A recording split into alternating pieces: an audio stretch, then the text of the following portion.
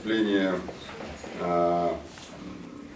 которые были некорректно установлены в ходе предварительного расследования. Кроме того, здесь выступление бывшего кади, то есть муфтия Республики Ингушетия, которого, к сожалению, не стало.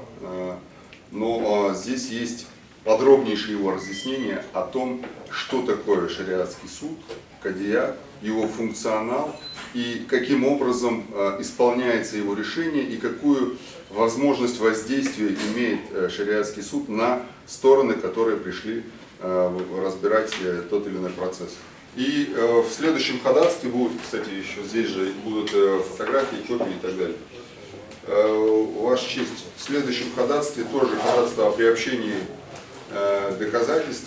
В материалах дела у нас в томе 11, лист дела 124-151 имеется протокол осмотра предметов от 11 мая 2019 года. В ходе осмотра воспроизведена запись видеозапись под названием «Утро в Магаз». Там большое название, не буду сейчас цитировать. В этом файле содержится запись 3 часа 28 минут 17 секунд. Это съемка с митинга на территории площадки перед зданием телевидения. Видеосъемка производится мужчиной, изнутри толпы камера обозревается территория, прилегающая к вышеуказанному зданию и так далее, и так далее. При анализе указанного протокола защитой выявлено неправильное определение фактических обстоятельств, а также частичная некорректность перевода. Так, в начале указанного видео следствие считает, что в момент оказания пассивного сопротивления митингующим перед последними выступает Мальсагов, тогда как фактически на видео видно, что выступает Барахоев. Со стороной защиты была привлечена, как я уже сказал, переводчица Бихоева Мата Хусейновна, данные имеются в ходатайстве. Ей был проведен дополнительный перевод указанного видео. И вот на участке видео 2 часа 41 минута 47 секунд и 2 часа 42 минуты 16 секунд выступает Мальсагов. И там в протоколе перевода, который имеется в материалах дела, произведен следствием, говорится: эти стулья, которые мы кидали, мы должны отдать. Но переводчица Бихоева указала, что таких слов Мальсагов не говорит. Он говорит: эти стулья не надо кидать, нам нужно их отдать.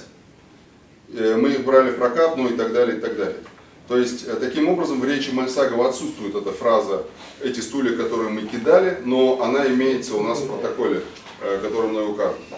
На участке видео 3 часа 08 минут 43 секунды, 3 часа 9 минут 33 секунды, это том 11, лист дела 147-148, выступает Багаудин Хаутиев, речь которого также неправильно перенесена на стенограмму и затем переведена. То есть, если не читая по-ингушски, говорить по-русски, в протоколах указано: сейчас они говорят, с народом мы были, вторичная была драка, если спросить у России, сильная драка была. То есть, не связаны друг с другом речь, тем более в последнее предложение нам не дали время осетины, переводится, то есть в протоколе имеется. Поэтому говорю я. В то время как переводчик Бихоева установила, что речь идет вообще нет там упоминаний про осетин, там нет вообще такой фразы «нам не дали время осетин». То есть вообще этой фразы там нет, но она у нас имеется в протоколах, которые я упомянул. В томе 11 лист дела 149-150 следствие осуществляет перенос видео и его последующий перевод. Это 3 часа 15 минут 20 секунд, тогда как выступление Барахоева начинается с 3 часа 14 минут 53 секунды.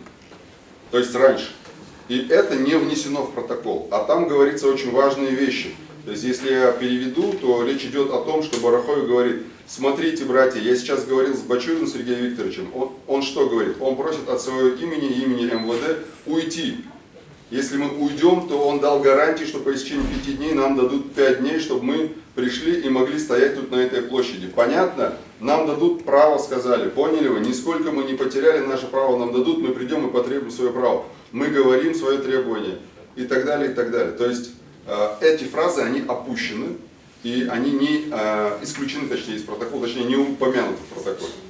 Таким образом, отрезок времени 3 часа 14 минут 53 секунды по 3 часа 15 минут 20 секунд, то есть почти там 30 секунд, отсутствует в протоколе в рассматриваемой видеозаписи.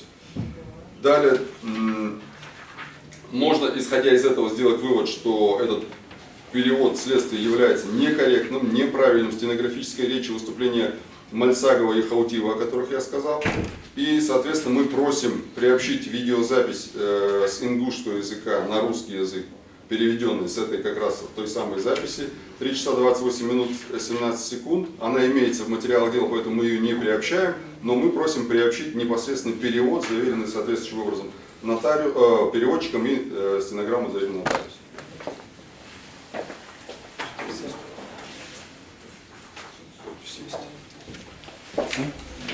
Еще, Ваша честь, ходатайство защиты был сделан запрос в Минюсте, управлении Минюста по Республике Ингушетия о наличии зарегистрированного некоммерческого или общественной организации в виде шариатского суда.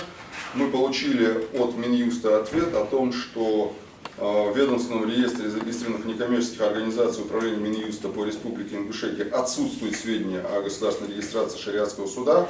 Одновременно сообщаем, что в управлении отсутствуют вообще документы о деятельности на территории Республики Ингушетия и шариатского суда. Соответственно, просим приобщить ответ, предоставленный Министерством юстиции. Да, ходатайство. Дальше. И еще одно ходатайство, уважаемый суд, это о приобщении доказательств тоже.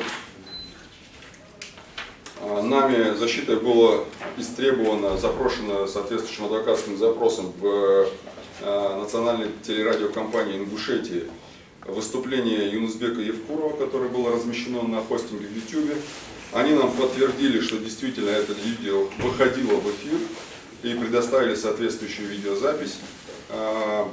Они сообщили нам в своем ответе, что эту видеозапись им предоставил, соответственно, пресс-служба президента, точнее главы Ингушетии, и предоставили нам на диске соответствующую видеозапись, где подробно Евкуров говорит о том, что при воспроизведении записи Евкуров негативно высказывается о наших подзащитных, высказывается в форме мнения, оценки и утверждения о фактах, информация о том, что митинги проводятся под ложным предлогом и так далее, и так далее. И эта запись, на наш взгляд, имеет существенное значение для уголовного дела.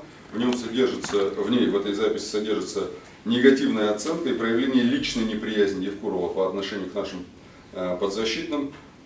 И, соответственно, мы считаем, что она имеет существенное значение к делу и просим приобщить, во-первых, письменный ответ из национальной телерадиокомпании Ингушетия от 12 марта 2021 года, осмотреть и воспроизвести соответствующий диск мы будем дополнительно ходатайствовать уже в следующих судебных заседаниях. Поскольку мы сами не сможем обеспечить явку, к сожалению, нами защитой, в частности адвокатом Ахильговым, была направлена телеграмма по месту работы господина Евкурова, бывшего главы республики, о вызове его в суд на сегодняшнюю и на завтрашнюю дату. Возможно, суд посчитает правильным разрешить это ходатайство уже завтра по окончании процесса. Мы не возражаем против этого, поскольку мы вызывали на сегодня и на завтра на 2 даты. Тем не менее, мы ходатайствуем о вызове Евкурова как свидетеля по данному делу в суд. Кроме того, ходатайствуем о вызове Евлоева Зельмухана, бывшего председателя правительства, который согласовывал от имени правительства проведение тех или иных публичных мероприятий как в октябре, так и в марте. Считаем его присутствие крайне важным, необходимым, потому что есть очень много вопросов к тому, каким образом происходило согласование, почему они были проведены с нарушениями и так далее, и так далее. В этой связи у защиты ходатайства в письменном виде о вызове 2 свидетелей. Еще, уважаемый суд, Ваша честь, для дополнения к тому, что сказал адвокат, значит, в ходе предварительного следствия я писал ходатайство о том, чтобы следователь Нарыжный организовал очную ставку мне с его Зельмуханом. Это ходатайство было удовлетворено Нарыжным, однако не было осуществлено в реальности. То есть это ходатайство есть у адвоката, он может его вам продемонстрировать, поэтому я считаю, что разное ходатайство было заявлено в ходе предварительного следствия, было удовлетворено следователем, что может быть есть возможность во время судебного заседания выслушать его и задать ему вопрос. В дополнение к последнему ходатайству, если позволите. Значит, касаемо вызова свидетеля Евкурова, я хотел бы тоже привести обоснование, почему необходимо вызвать Мирбека Евкурова в судебное заседание в качестве и допросить его в качестве свидетеля. В судебном заседании у нас были допрошены свидетели, в том числе и свидетели обвинения, которые сообщили суду и пояснили, что Евкурову оказывалось прямое давление, в том числе и на депутатов, при принятии закона об утверждении соглашения об установлении границы между Республикой Ингушетия и Чеченской Республикой. А также в судебном заседании вызванный свидетель, зампредседателя Конституционного суда Республики Ингушетия Доскиев и судья Конституционного суда пояснил, что прямое давление оказывалось и косвенное как на него, так и на его коллег. Считаю это важным и необходимо установить эти обстоятельства в судебном заседании. Более того, весь судебный процесс и все уголовное дело вертится у нас вокруг подписанного соглашения, митинги связаны с этим соглашением, как октябрьские, так и весенние, и само предъявленное обвинение, как бы суд нас тут не упрекал в том, что мы не рассматриваем вопрос подписанного соглашения, не рассматриваем вопрос шариатского суда, все время в судебном заседании это звучит, и это все изложено в обвинительном заключении. Поэтому я считаю, это важно, необходимо установить истину, все обстоятельства, поэтому считаю вполне обоснованным заявленное ходатайство о вызове свидетелей по поводу Евлоева. Очень хорошие обоснования приведены, поэтому я считаю, что тоже важный свидетель, так как он согласовывал все эти мероприятия, и октябрьские, и мартовские. Уважаемый суд, сказанному моим доверителем Чемурзиевым, хочу еще раз, возможно, суд не видел это постановление об удовлетворении этого ходатайства, о котором говорил Чемурзиев, от 27 февраля 2020 года. Следователь Нарыжным было удовлетворено ходатайство Чемурзиева о допросе Евлоева и проведении очной ставки между Чемурзиевым и Евлоевым. Но это ходатайство, к сожалению, не было реально реализовано. Оно на бумаге удовлетворено, но по факту не реализовано, что является, безусловно, процессуальным нарушением. Тем не менее, дело поступило с этими нарушениями и другими нарушениями в суд. Теперь мы просим все равно все-таки в суде это ходатайство удовлетворить и вызвать Евлоева, поскольку это единственный способ сегодня задать ему вопрос. Да, и приобщить постановление об удовлетворении ходатайства.